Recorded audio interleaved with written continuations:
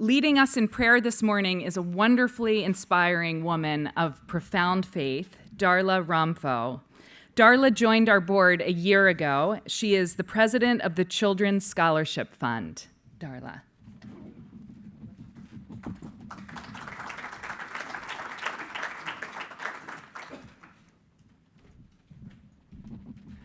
Good morning. Deb Estes just asked me why I became Catholic in 2004, and I said because of the Eucharist. So with that in mind and the profoundness of what that is and means to all of us, I'd like to lead us in prayer this morning. In the name of the Father, the Son, and the Holy Spirit. Amen. Dear Lord, we place ourselves in your presence and ask that our thoughts and actions throughout every hour of this day be guided by your Holy Spirit.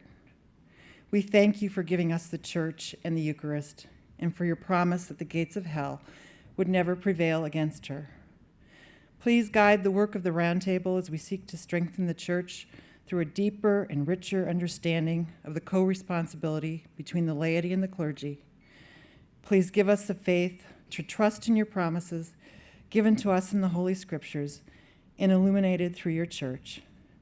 May everything we do be animated by an ever-deepening love for you. We ask this all in Jesus' name and pray as you taught us. Our Father, who art in heaven, hallowed be thy name. Thy kingdom come, thy will be done, on earth as it is in heaven. Give us this day our daily bread, and forgive us our trespasses, as we forgive those who trespass against us. And lead us not into temptation, but deliver us from evil. In the name of the Father, the Son, and the Holy Spirit, amen. Thank you, Darla. This is the easiest task I have had in the past 3 days, introducing Father Tom Reese, who needs no introduction. But I do want to say just a word about him. For as long as I can remember, I have been riveted to Father Tom, whether he is the celebrant and delivering a homily, or being interviewed on CNN, or giving a talk such as the one he is about to deliver. What many people don't know is that when the Leadership Roundtable was just a glimmer in Jeff Boisie's eye, he assembled advisors to help him figure out how best to respond to the needs of the Church. And one of the very first people he called was Father Tom Reese. So Father Tom is humble about this, but he really helped shape the Leadership Roundtable and guide us in the right direction, and we will always be indebted to you, Father Tom.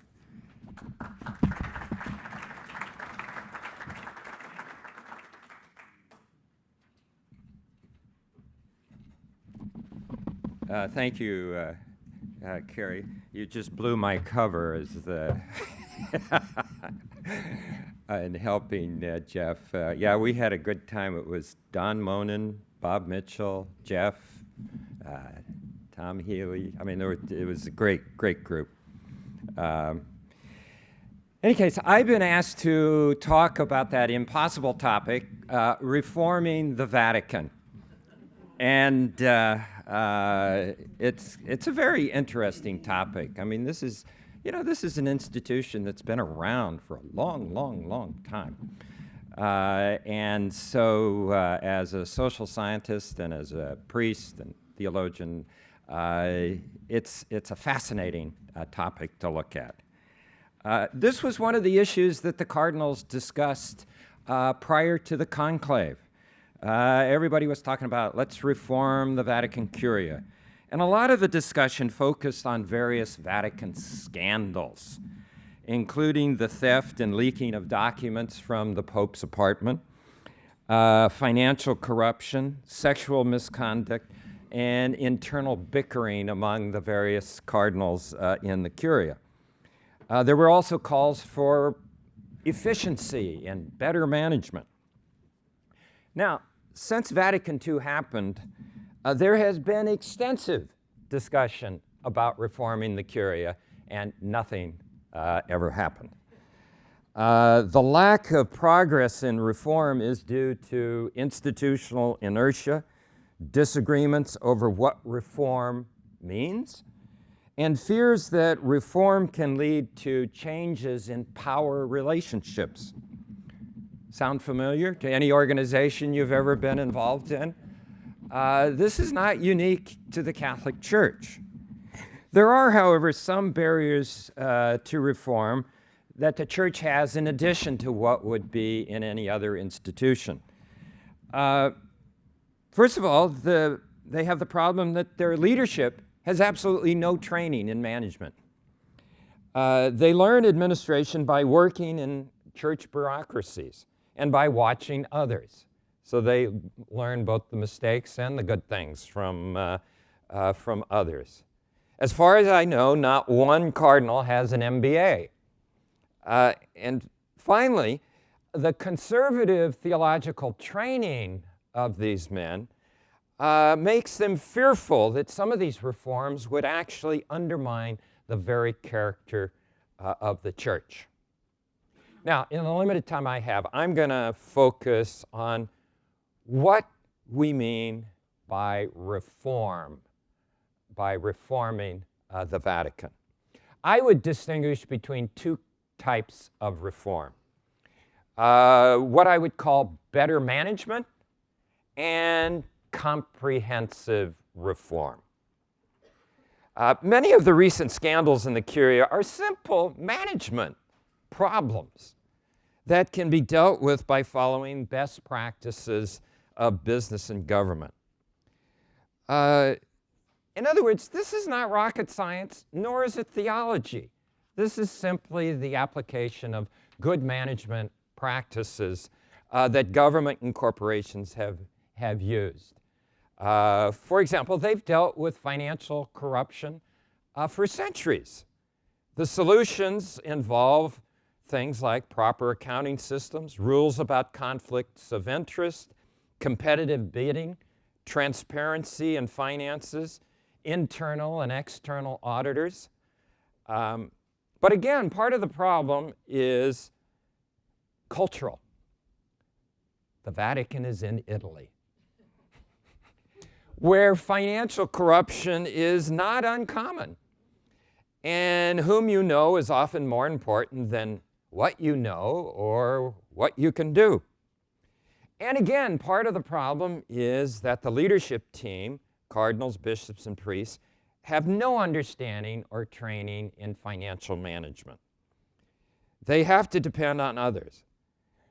But the problem also results from the arrogance of thinking that the church is somehow different, so different that it cannot learn from government or business practices. Now, on the other hand, some actions have been taken in terms of financial management. Early in his papacy, John Paul II removed the Italians from all leadership positions dealing with finances in the Vatican, and brought in Cardinal Edmund Sciocca to modernize and computerize the Vatican accounting system. One of the reasons Cardinal Sciocca was so successful was that he did not really care what the other people in the Curia thought of him, whether they liked him or not. But once Cardinal Sciocca left, there was a lot of backsliding. Detailed financial reports are no longer issued. Systems can be put into place, but it takes people to make them work properly. By the end of John Paul's papacy, the Italians were once again in charge of all the financial offices. In 2011, Pope Benedict took a huge step in financial reform by insisting that the Vatican follow the standards set by the international agency Moneyball. Although he could probably not balance his checkbook, even if he had a checkbook, Benedict realized that the Vatican would not reform itself unless it was held accountable by outsiders. In the past, the Vatican always argued that it was unique and could not be judged by anybody else's standards. But Benedict insisted that the Vatican get on Moneyball's white list of good countries, which means it had to observe the standards set by Moneyball. His decision means that every year outsiders will check up on what the Vatican is doing and give a public report. It is in the Vatican city-state and the Vatican Bank where financial reform makes most sense. These are the entities that have secular counterparts: museums, stores, office buildings, post office, security forces, etc., for which best practices are easily available in managing contracts, purchases, and other financial transactions. There is no excuse for not following best practices when it comes to financial administration in the Vatican. It is in this area that the business community can be most helpful in reform. Now, a second area of scandal was alleged sexual impropriety. There was a lot of talk about a gay lobby in the Vatican. Well, if there's a gay lobby in the Vatican pushing a gay agenda, it is the most unsuccessful lobby in the history of the world. But, I mean, again, sexual impropriety occurs not just in the Catholic Church, it also occurs in governments, businesses, and the military.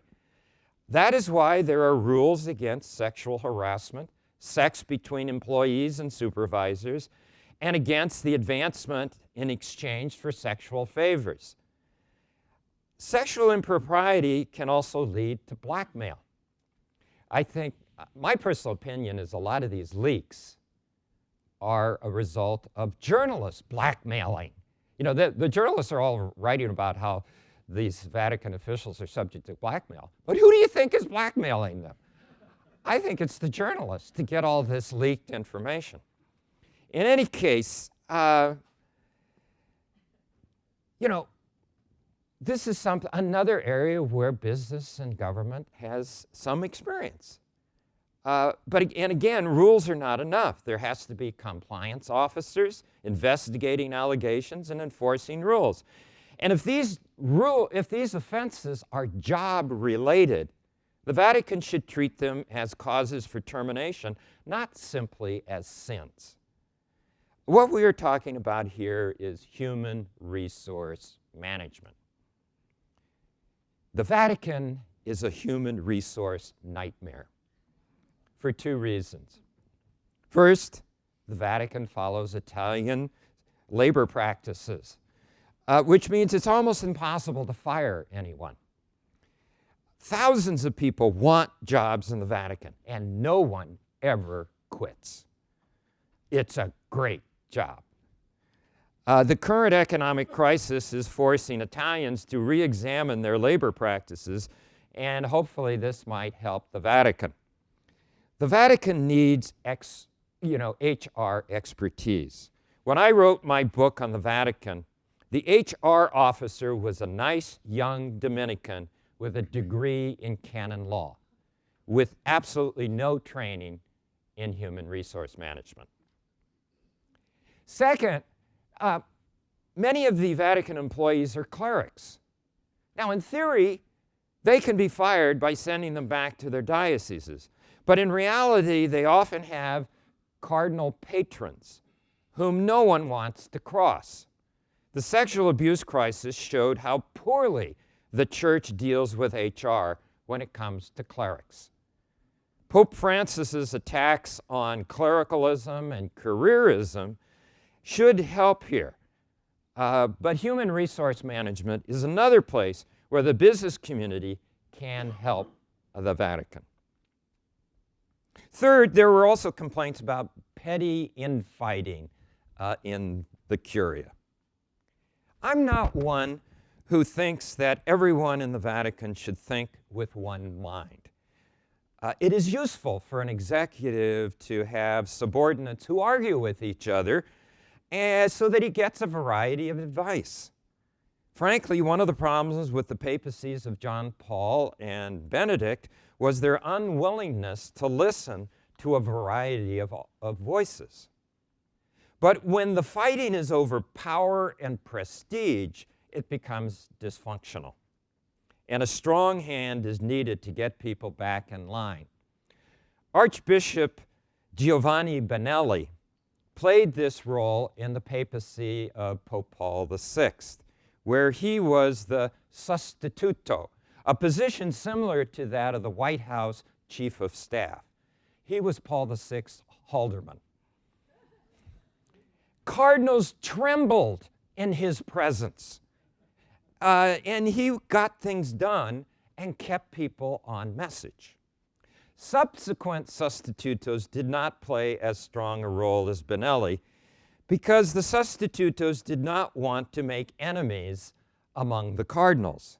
Many felt that Benelli never became pope because he made so many enemies in the College of Cardinals while he was sostituto.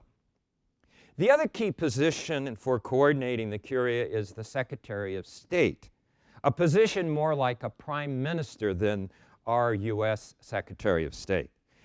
In the papacy of Benedict, problems arose because of his appointment of Cardinal Bertone as Secretary of State. Benedict appointed Cardinal Bertone as Secretary of State because he was comfortable with him and because Bertone was loyal to the Pope. Bertone did not come from the ranks of the Vatican diplomatic corps, like most of his predecessors. The fact that he was an outsider and promoted his own protégés over the old-timers caused a lot of ill will in the Secretariat of State, especially among these Vatican officials who considered him incompetent. In fact, considered him the most incompetent Secretary of State that the Church has had in recent history. And many commentators note, of course, that most of the Vatican leaks put Bertone in a very bad light. Now, the fourth management issue is overlapping and confusing jurisdictions among Vatican offices. The division of responsibility among various Vatican congregations is incredibly complex. And if you want to read more about it, go to chapter 5 in my book, Inside the Vatican. Some of the responsibilities, for example, are divided by churches. The Oriental churches, the Latin missionary churches, and the Latin non-missionary churches. You've got a bunch of congregations and offices that deal with those. And then you have other offices that deal with issues like ecumenism, interreligious dialogue, doctrine, liturgy. And then there are some offices that are divided by the people that are affected: bishops, clergy, religious, laity, even health workers. This means you've got all sorts of overlapping jurisdiction that demands coordination, which does not always happen. For example, take sex education in catechetical books. This would involve the Congregation for Clergy, which deals with catechetics, the Congregation for Doctrine of the Faith, which deals with anything dealing with doctrine, and the Congregation for Education, as well as, the Council on the Family wanted to get their nose into this business. In fact, there was a big problem. There was a textbook which had the imprimatur of Archbishop Pilarczyk, and it had sex education in it. Some conservative person wrote the head of the Council on the Family complaining. He wrote back to them and said, "This is terrible, it should not be in these books." And of course, the person gives the letter out to the press and says, why isn't Archbishop Pilarczyk paying attention to people in the Vatican? The Vatican is against this. Pilarczyk quite legitimately says, this cardinal has no jurisdiction over what is in catechetical books. But now, is anybody in the Vatican going to say that Archbishop Lopez Trujillo is an idiot and shouldn't be mouthing off on this topic when everybody knows he is? You just don't do that. So poor Pilarczyk's out there under attack by all these right-wing groups. So the other problem is that often the issues assigned to a particular dicastery have more to do with history than any theoretical, scheme. For example, the Congregation for the Clergy was actually founded back in 1564 under the name of the Congregation for the Council. Not the Vatican Council, the Council of Trent. And what were the major reforms that came out of the Council of Trent? Well, they had to do with clergy, seminaries, catechetics, and church finances. Those issues are still dealt with by the Congregation for Clergy. Meanwhile, it doesn't deal with sexual abuse by clergy, because the only person in the Vatican that they could find that would deal with this in a serious way was Cardinal Ratzinger over in the Congregation for Doctrine of the Faith. I mean, what does sexual abuse have to do with doctrine? Nothing. Well, actually, if you historically you go back, you'll find that the Inquisition went after sexual deviants because they thought they were heretics. So, it all makes sense somehow. The last example is relations with Jews, which is dealt by the Council for Promotion of Christian Unity. Of course. Why is this? It's because the Jews had a personal relationship with Cardinal Bea during the Second Vatican Council, when he was the head of the Secretariat for Christian Unity. When the Council for Interreligious Dialogue was created, well, obviously this is where the Jews should be. They're not Christians. We'll move them over there. The Jews said, no way. We like it. We got a relationship here. So, do you alienate the Jews for organizational purity? Of course not. So they're still dealt with in the Council for Christian Unity. So this is the kind of problems you have to deal with just, on management and where the organizational boxes are on the chart. But when you get to comprehensive reform, what is involved there? Everyone in the church seems to be in favor of reform. Even members of the Roman Curia will say, I'm for reforming the Curia. But what's that mean? For a curial cardinal, that means I get more power, but the guy down the hall who's, keeps fighting with me gets less power. That's what reform of the Curia means in the Vatican. For conservatives, reform means having a stronger Curia that speaks with one voice in imposing the Vatican's vision on the rest of the church. That's what reform of the Curia means. For moderates, reform means decentralization of power and more collegiality in the church. For liberals, it means more democracy in the church.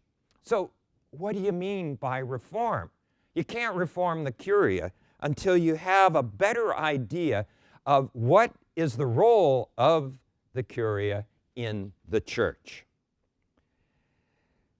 For example, many people talk about making the Curia more efficient. How can you be against efficiency? But efficiency for what? I'm all in favor of having the Congregation for Doctrine of the Faith be more efficient in dealing with abusive priests. But the last thing I want is an efficient inquisition going after theologians and nuns. No thanks. Give me inefficiency. I fear the day when the Vatican begins data mining the web searching for heretics, just like the US government searches for terrorists. Bringing technology to the Vatican. Do you really want this? Such efficiency we do not need. My own prescription for reforming the Curia is based on the supposition that it should be in service to the Pope as head of the College of Bishops.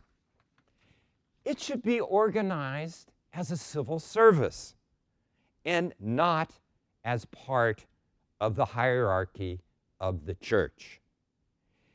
Thus, my reform starts, and I think this is the most important reform, and if it doesn't happen, there is no real reform. My reform starts with not making members of the Curia bishops or cardinals. The current Curia is organized like the royal courts of the 17th century, where princes and nobles help the king run the nation.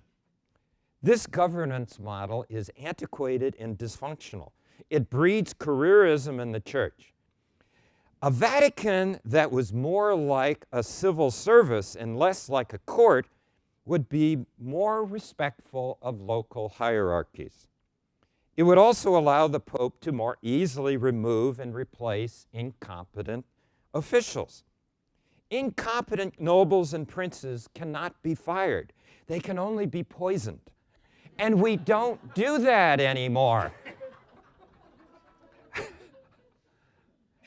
Second, the Vatican operates like the absolute monarchies of the 17th century, where the monarch held all legislative, executive, and judicial powers.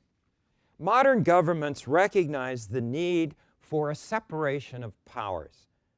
Agencies like the Congregation for Doctrine of the Faith should not make the rules and then act as police, prosecutors, judge, jury, and executioner. This is not due process, when they're dealing with theologians and nuns. This is not due process in any modern sense of the term.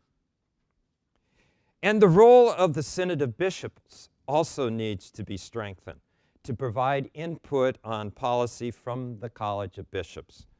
The Synod should have standing committees to make recommendations on policy and to exercise oversight of the offices in the Curia. No political theory today would leave everything to the executive without a role for a legislature or an independent judiciary. Now, some would argue that this would be importing secular political models into the church governance. Such comments ignore the history of the papacy, which is replete with examples of popes learning from secular governments and organizations. Church tradition does not forbid learning from secular counterparts. Church tradition demands it. And I have a whole section in my book, Inside the Vatican, recounting some of this history. So, better management is needed in the Curia and is certainly possible. Comprehensive reform, however, will be a real challenge. It will take someone with the simplicity of St. Francis and the organizational skills of St. Ignatius. Pope Francis's concerns about clericalism and careerism in the church give me hope that reform is possible. But the obstacles to reform do not make me optimistic. Thank you.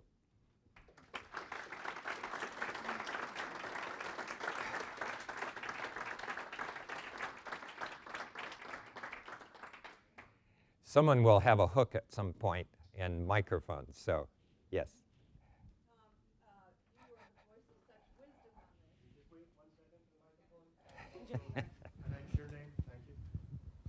Betty Ann Donnelly from the Donnelly Foundation. You are the voice of such wisdom on this, and you have thought systematically through it. And we see as a sign of hope that Francis has appointed the G8 of the international cardinals to advise him. Can you say anything? Have you spoken with any of them, or do you hope to impart some wisdom, perhaps to Cardinal Rodriguez Maradiaga, who is the secretary of the group? Well, I've been waiting at my phone for a call, but nothing's come through yet. I'm planning to send copies of my, I did an article actually in Commonweal, which was translated into German, Italian, Spanish, and some other language that I'm going to send to these folks in the hopes that, it might be helpful to them. We're just going to have to see. The great advantage of this particular group, as opposed to all the other reform commissions that the Vatican has had, is that practically all of these people are from outside of Rome. Now, no matter how conservative you are as a bishop or a cardinal in a diocese, you still, you want to be king in your diocese. You don't want some bureaucrat in Rome overruling what you're doing and telling you how you're supposed to run your diocese. So there is, the fact that these people are from outside, no matter how liberal or conservative they are, and they're mostly conservative, as all the cardinals are, there will be an impetus for decentralization, I would hope, and for greater collegiality. Now, whether they can pull that off or not, we're just going to have to wait and see.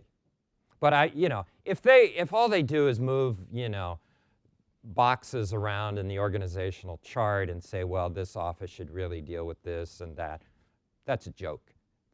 It's hardly worth the trouble.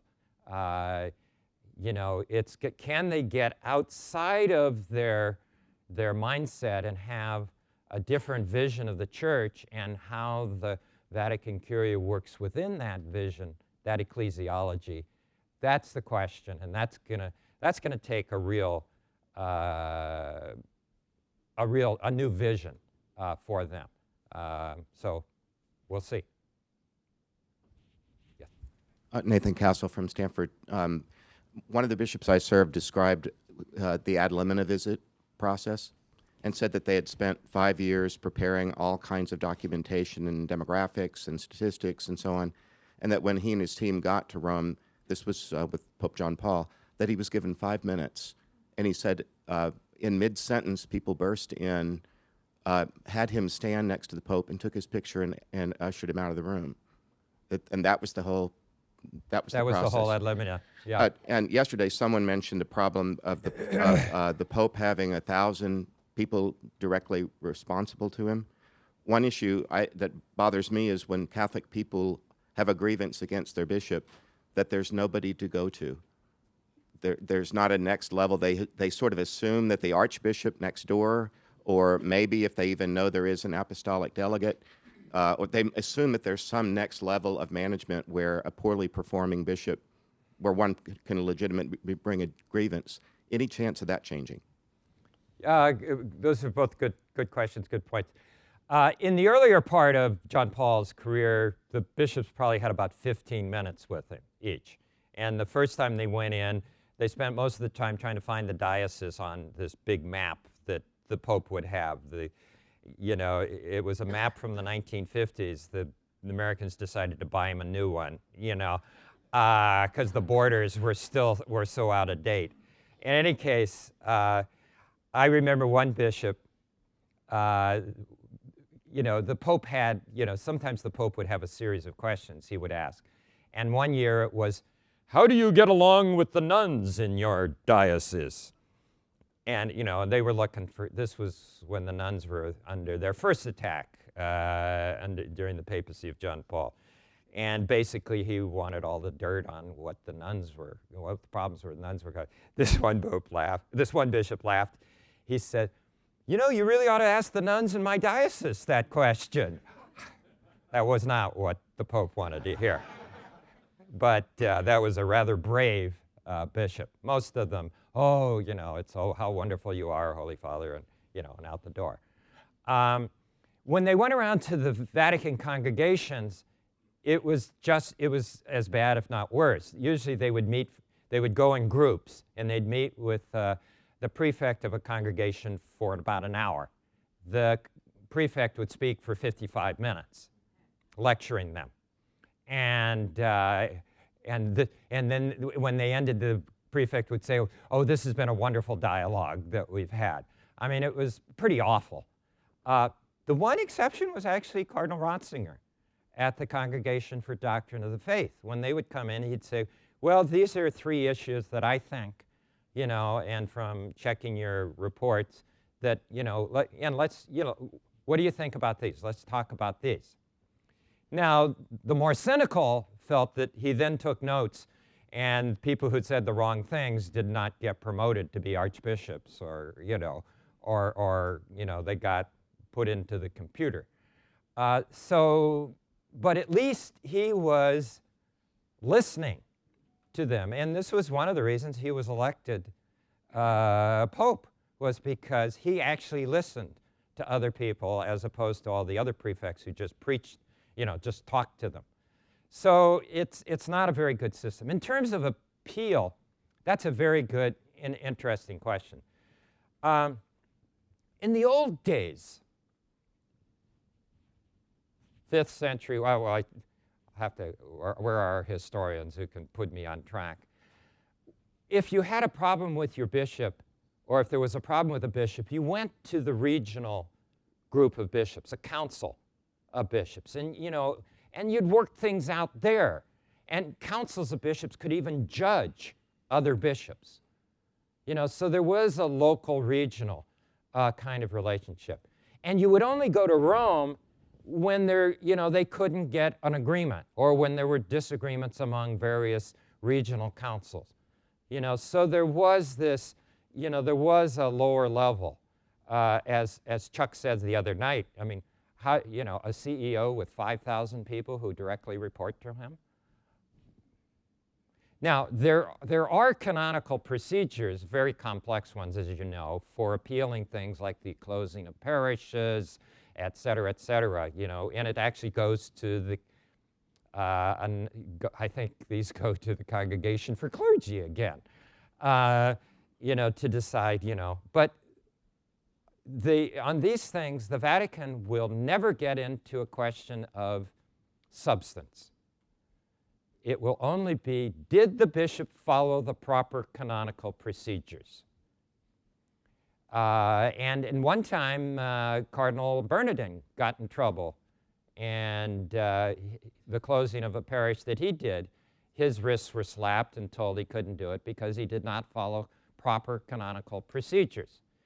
But what that really means is, it's really just been delayed, because if the bishop goes back and follows all the proper canonical procedures, then he can do what he wants. So, we don't know how to, we're not good at dealing with this, and don't know how to deal with this. Because our theology, on the one hand, says the bishop is vicar of Christ in his diocese. Not just the Pope is vicar of Christ, but Vatican II says the bishop is vicar of Christ in his diocese.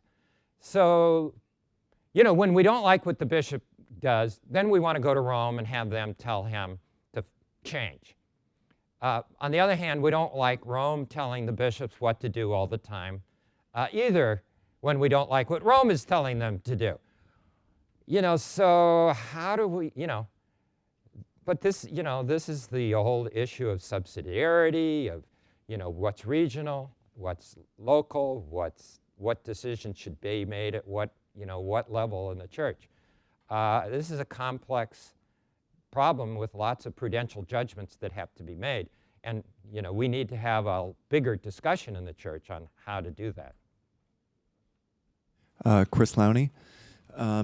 I want to ask if you could speculate a little bit on the mindset of the cardinals around this kind of issue.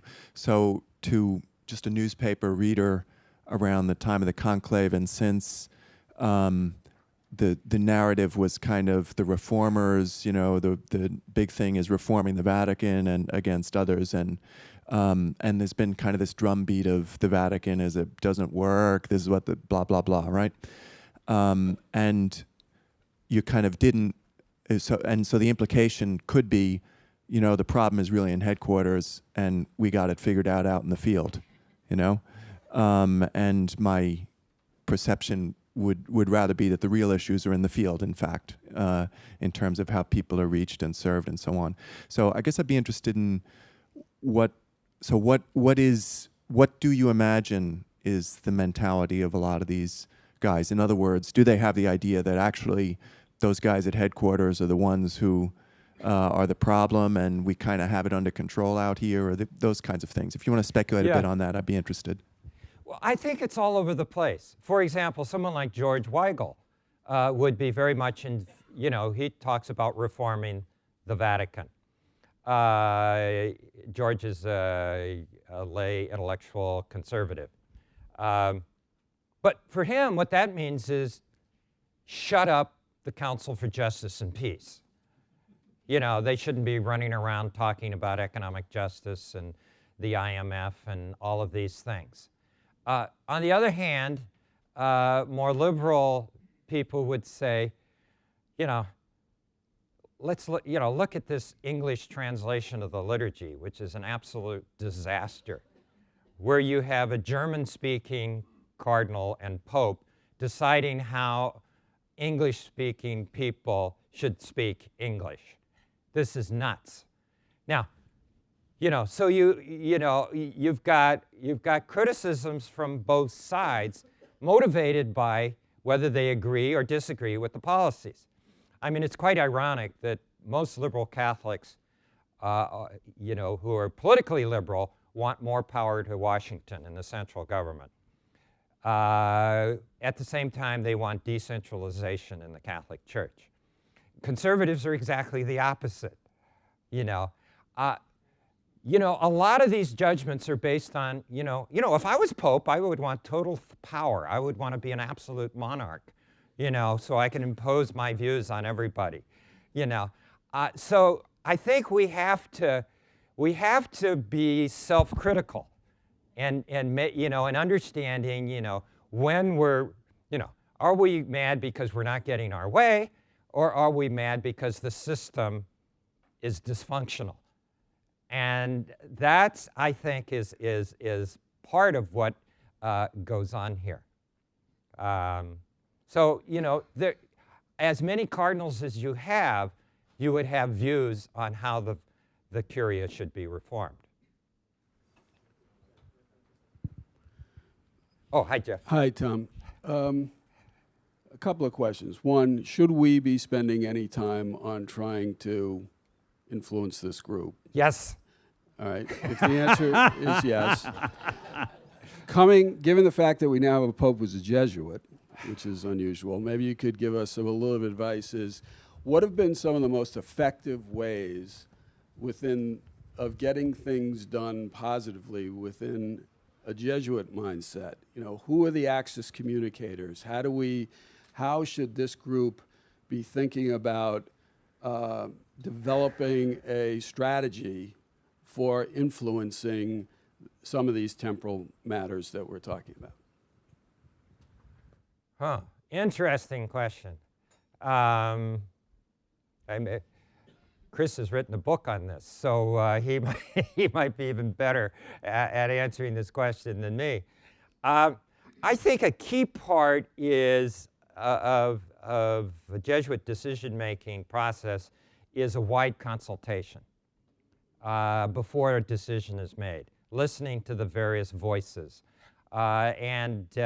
It's the fact that the provincial, the local superior is listening and meeting with the people and listening to them and knowing where they're coming from and what's going on before a decision is made. And I think that's extremely important in the church. Now, it's interesting that Bergoglio, when he was Archbishop in Buenos Aires, he never had a number 2 guy that everything went through.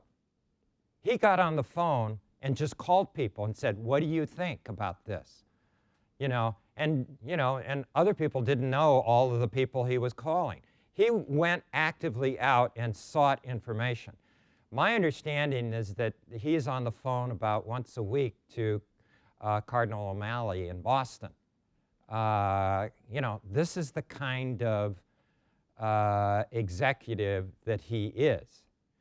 Now, it's going to be interesting to see because he seemed to be willing in Buenos Aires, again, from people I know who have gone down there and talked to people in the diocese. And of course, their views are prejudiced because they liked him. But, from their perspective, he was willing to appoint people who disagreed with him to, if they were competent, to positions. And he appointed people who were competent and knowledgeable in an area and then delegated to them the work that they were doing. I mean, he had to operate that way. I mean, what CEO can spend hours on the bus, going from place to place? This is not a really efficient use of your time as a CEO. But if you want to be a prophetic model, and speak symbolically by traveling on the bus, well, then you've got to have somebody back in the office doing all the work for you, as you're doing that kind of thing. So,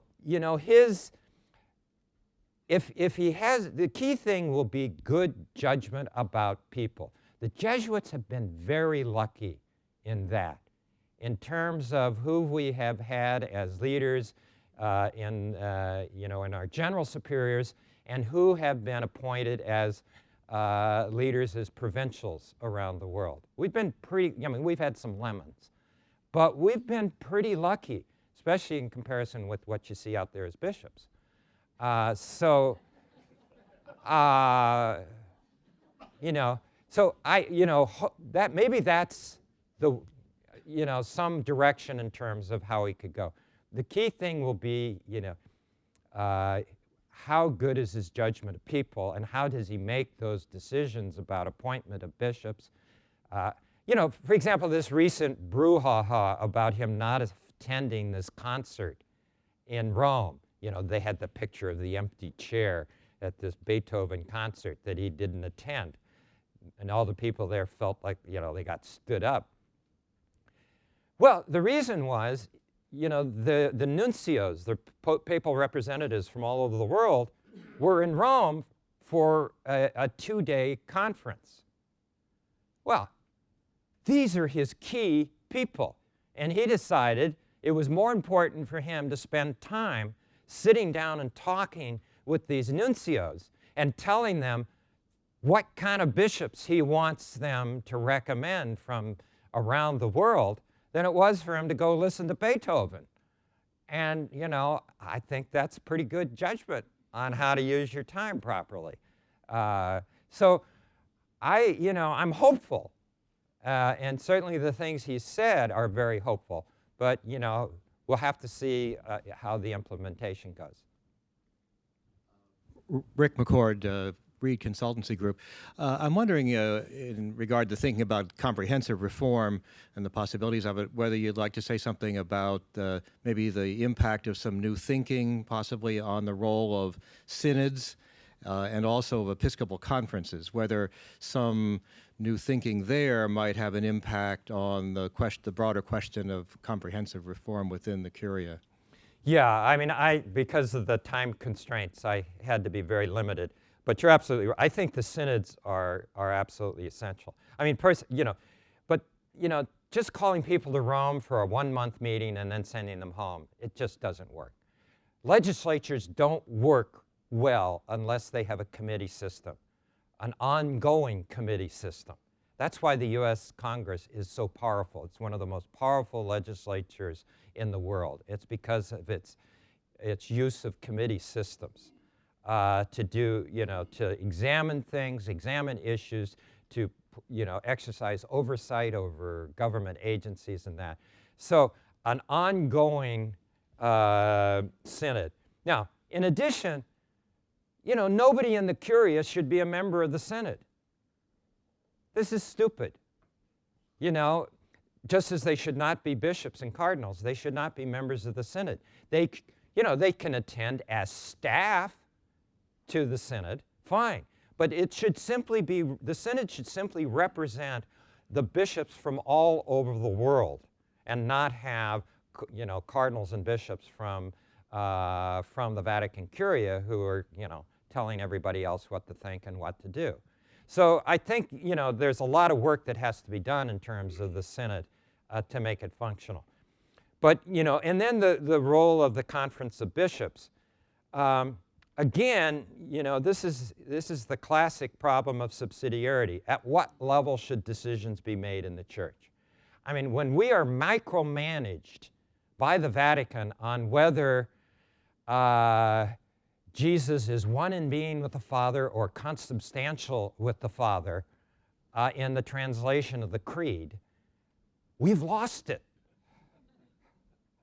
Totally lost it, you know, in terms of micromanaging this kind of thing.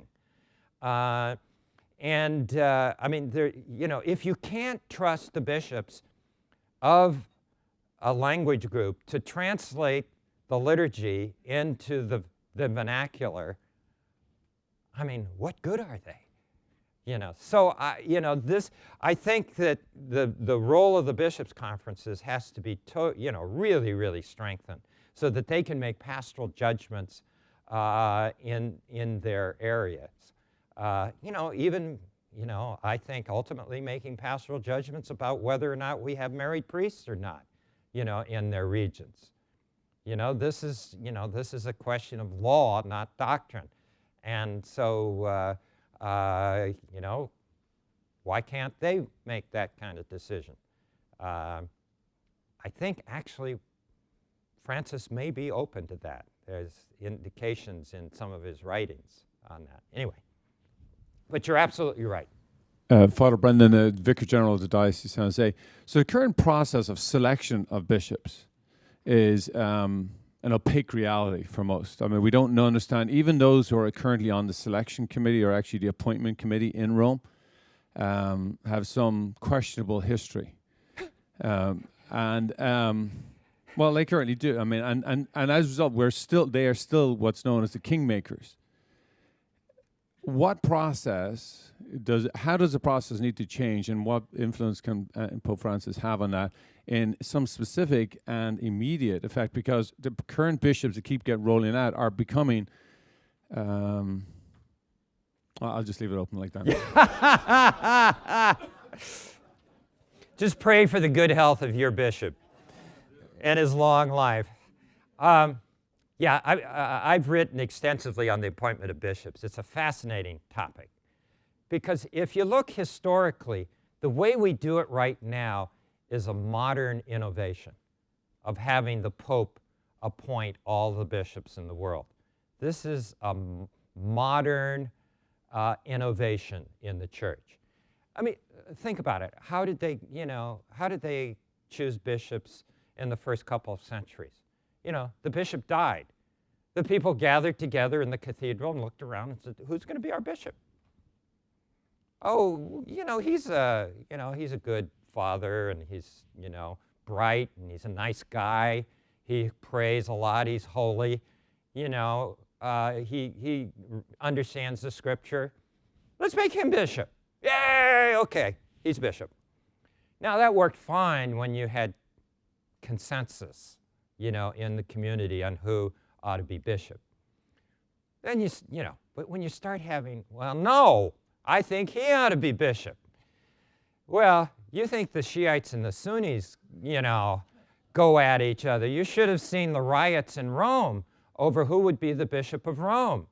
It was, you know, there was one point where the Christians were killing each other, fighting over who would be the bishop of Rome, and the pagan Roman soldiers had to come and break up the fights among the Christians in Rome over who would be bishop. You know, they took religion very seriously. Well, so as things evolved, they decided, well, this system's not working so well. Why don't we get the priests to go into the cathedral, work it out? I mean, they know the priests better, you know, who to choose and what. Okay, let them pick somebody and let him. So this, you know, this became the system where a chapter or, you know, a senate of priests would actually elect the bishop. Well, sometimes that worked, sometimes that didn't. The ideal system, according to Pope Leo I, I think it was that you would have a bishop who, and he said this was the only way you could have a legitimate bishop, if he was elected by the priests, accepted by the people, and consecrated by the bishops of the surrounding region. I mean, this is a checks and balance system that the writers of the Federalist Papers would dance for joy about. I mean, this is perfect. You know, this is really good. And so what would happen is the priests would gather in the cathedral. They'd nominate, you know, they'd elect somebody. They'd bring him out to the front door of the cathedral or the balcony of the cathedral, present him to the people. If the people cheered, okay, we got a bishop. If the people started throwing tomatoes, uh-oh, we got to go back and pick somebody else. The only place where that currently happens in the world today is in Rome. The College of Cardinals is the virtual pretend college of priests of the Diocese of Rome. They elect the Pope, they bring him out to the balcony, he says, Buonasera, and they all cheer, you know. So, you know, it's the only place where it still happens in the world. Now, but the third thing for Pope Leo was since a bishop has to be accepted into the College of Bishops. That means the bishops of the surrounding, because you can't make a bishop without other bishops. You know, priests can't make bishops. You have to bring in a bishop or 3 bishops to consecrate a bishop. So he has to be accepted into the College of Bishops by the bishops of the surrounding region. Well, this is a very ancient and traditional way of choosing bishops. And we could go back to that process or have something like it. In the Oriental tradition, the Synod of Bishops would be the group that would nominate bishops. So there's lots of ways. There is no divinely defined way of selecting bishops. And why did we get to the point where we are today? The reason we got to that point was the priests would be gathered in the cathedral chapter to elect a bishop, and the doors would be broken down. The local noble would come in with his knights with swords and say, you know, I got this bastard son who needs a job. Elect him bishop. And if you don't, we're going to beat the crap out of you. What do you know? So they elect him bishop. You know, I mean, that's So what kind of freedom did they have when you had, the political, interference in the appointment of bishops? Because, once the church became rich, they wanted that, the power elite wanted access to that money. They wanted jobs for their second, third, fourth sons or their illegitimate children. So reform became, the reformers said, we got to stop this. This is disastrous. This is why we had the Reformation, because we had such terrible bishops out there. The church had lost control of the appointment of bishops. Okay, what do? Well, let's have the Pope involved. Let's have him appoint bishops, because he's got his own army. He can protect himself from any interference from these people, and he will have the best interests of the church at heart in the appointment of bishops, whereas the local kings and nobles don't. All they're after is money, and power and influence. So the reformers were the ones who said, let's take it to Rome. Now, French Revolution comes along. We no longer have Catholic monarchs and nobles interfering in the appointment of bishops. But the power and the appointment was all sucked into Rome and centralized in Rome. At one time, the King of Spain had control over the appointment of bishops in all of Latin America. This was the price we paid for free passage for missionaries, on Spanish ships to Latin America. Well, this day, and the reform was, okay, take it away from the King of Spain and give it to the Pope. Well, now the question is, okay, do we go back to the ancient tradition of allowing the clergy to elect, the people to accept, and the bishops of the surrounding region to appoint? I think it's time to start decentralizing that process. Nathan Castle at Stanford again. I was a few years back, the leader of the Catholic Campus Ministry Association and was our spokesperson with the USCCB. And I was taught that when our committee was meeting, I couldn't say anything. That nothing I said, because I wasn't a bishop, would be put into the minutes. That if I wanted to contribute to the conversation, I needed to whisper into the ear of the Episcopal moderator of our organization and get him to say it, and then it would go into the minutes. I just thought, this is crazy. And it goes against our theology of baptismal call or delegation of responsibility in the church through ordination. And I just wonder if maybe it's too much to hope that there'll be committee structures and processes where we don't have to do this kind of nonsense. Is there any hope? Do you see anything like that on the horizon? Well, I mean, after Vatican II, the Bishops' Conference, was much more open to input from laity and clergy and religious. And then they took a very clerical turn. And, it's the Bishops' Conference, so only bishops can be members of committees, et cetera, et cetera, et cetera. And all that stuff was pushed aside. You're quite right. I mean, there are arguments in terms of saying what we need is a national pastoral council made up of laity, religious, priests, and bishops that could actually speak for the entire church. The Bishops' Conference only speaks for the bishops. It doesn't speak for the entire church. So that would be one, some way of doing it. It's complicated. I mean, for example, who becomes a member? How do you, if the bishops appoint the members, who's going to get appointed? If you have elections, how do you do that? It's not easy. I think that,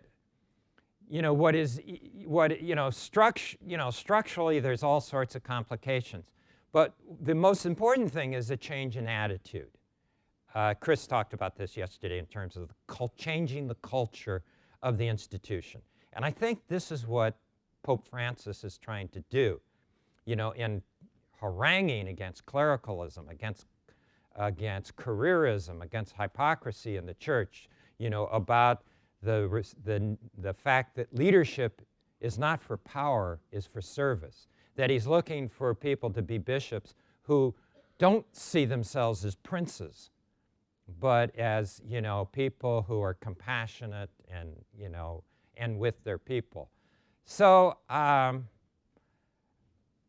think that's what we need, and we need a mentality in the church where we're willing to listen and not simply cut off debate or discussion because, oh, well, that's contrary to church teaching. You can't talk about that. You can't say those things. As